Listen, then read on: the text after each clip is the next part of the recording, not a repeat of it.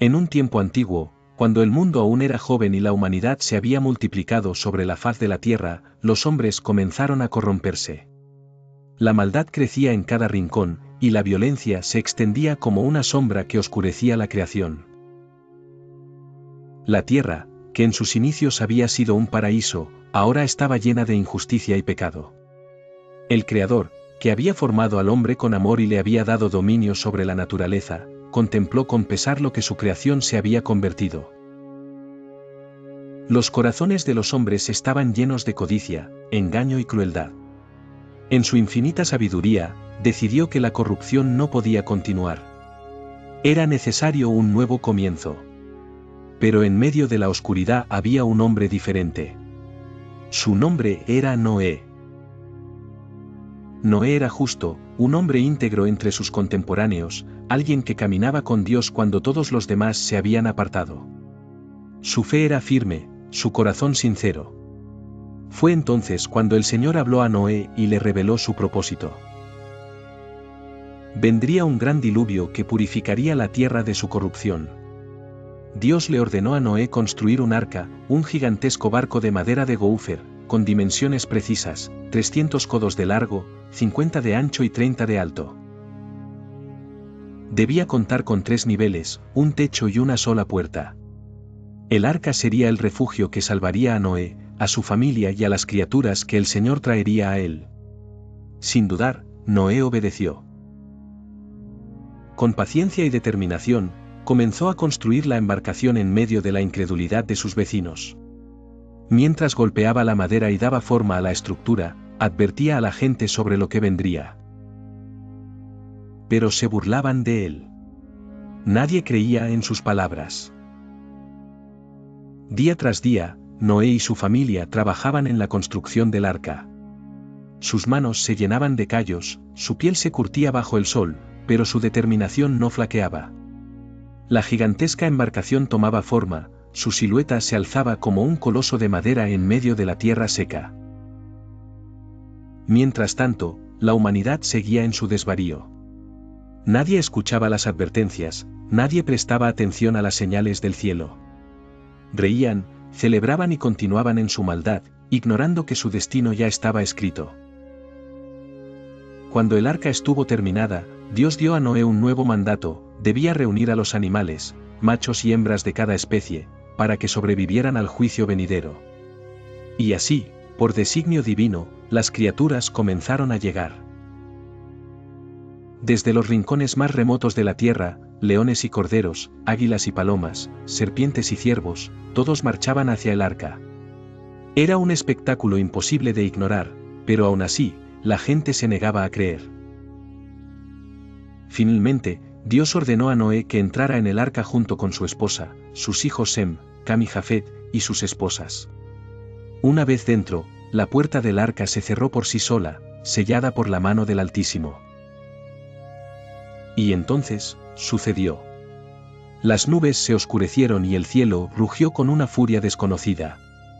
Los vientos aullaron, las montañas temblaron y las primeras gotas comenzaron a caer. Pero no eran lluvias comunes. Eran torrentes, aguas que descendían con el peso de la ira divina.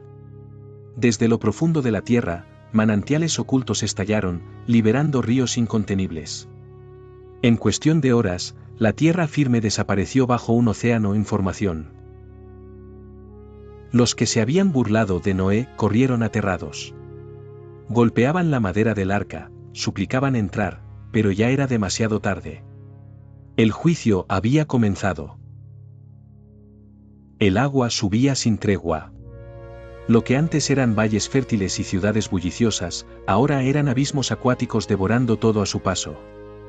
Las montañas más altas quedaron sumergidas y la última señal de la civilización se desvaneció bajo las aguas.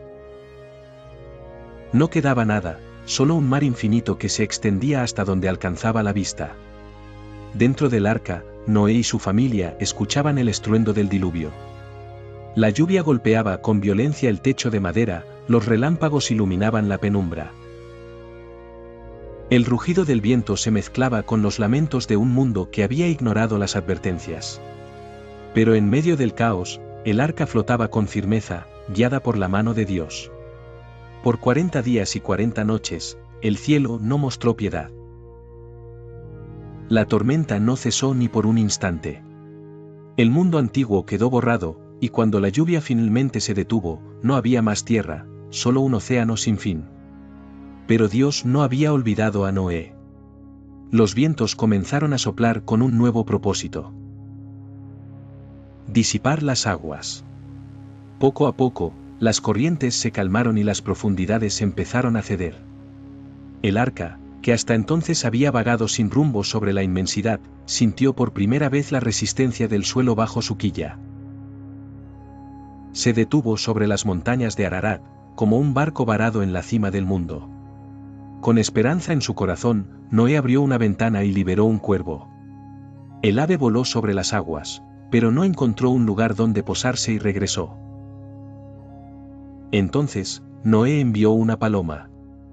Ella también volvió, sin encontrar descanso. Esperó 7 días más y la soltó de nuevo. Esta vez, la paloma regresó con una rama de olivo en su pico. Era la señal que Noé había esperado. La vida volvía a la tierra. El corazón de Noé se llenó de gozo al ver la rama de olivo en el pico de la paloma. Era la señal definitiva de que la vida estaba resurgiendo. La tierra, que había sido cubierta por la furia de las aguas, comenzaba a respirar de nuevo. 7 días después, Noé volvió a soltar la paloma, y esta vez, el ave no regresó. Había encontrado un hogar en la nueva creación. Entonces, Dios habló a Noé y le ordenó que saliera del arca junto con su familia y los animales. La gran puerta se abrió, y la luz del sol, más brillante y pura que nunca, iluminó la escena. Noé descendió sobre tierra firme por primera vez en mucho tiempo. El suelo estaba húmedo, pero ya brotaban los primeros signos de vida. Hierbas, flores y árboles jóvenes emergían del barro, como un testimonio del renacimiento del mundo. Los animales salieron uno tras otro, algunos corriendo con júbilo, otros explorando con cautela. Leones, ciervos, águilas y corderos se dispersaron, iniciando una nueva era para todas las criaturas. La vida continuaría, pero esta vez, la humanidad debía recordar la lección del diluvio. Noé, con el corazón lleno de gratitud, construyó un altar y ofreció sacrificios a Dios, como símbolo de adoración. El humo de la ofrenda ascendió al cielo, y Dios lo recibió con agrado. Fue entonces cuando estableció un pacto con Noé y con toda la humanidad: nunca más destruiría la tierra con un diluvio. Para sellar su promesa, Dios desplegó un arco de colores. El primer arco iris. Noé y su familia lo contemplaron con asombro, sabiendo que era un recordatorio eterno de la misericordia divina.